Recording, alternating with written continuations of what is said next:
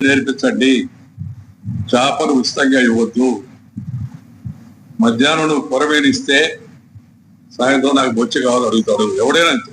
ఉచితాలు ఎక్కువ అవడం వల్ల ఉదయం ఉచితం, సాయంత్రం అనుచితానికి మళ్ళా నేను చెప్తాను, మీకు అందరికి అర్థమే ఉంటుంది. నేను చెప్పాలి, ఉచితాలు అనుచితంగా తయారై పరిమితులు దాటి తాత్కాలిక రాజకీయ అవసరాల కోసం ఈ ఫ్రీబీస్ ఉచితాలు ప్రకటించడం, అమలు చేయడం అలవాటుగా మారిపోయింది. దానివల్ల రాష్ట్రాల యొక్క అభివృద్ధి పుట్టుపడుతుంది.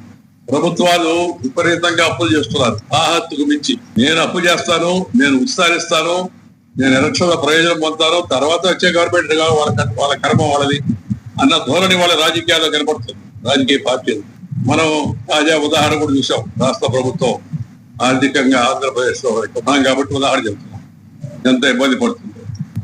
అందుకే నేను ఎప్పుడు చెప్తాను ప్రతి బహిరంగ సభలో కూడా, ప్రభుత్వము, చదువు, వైద్యం ఈ రెండింటికి తప్పితే ఇతర వాటికి ఏడికి ఉచితంగా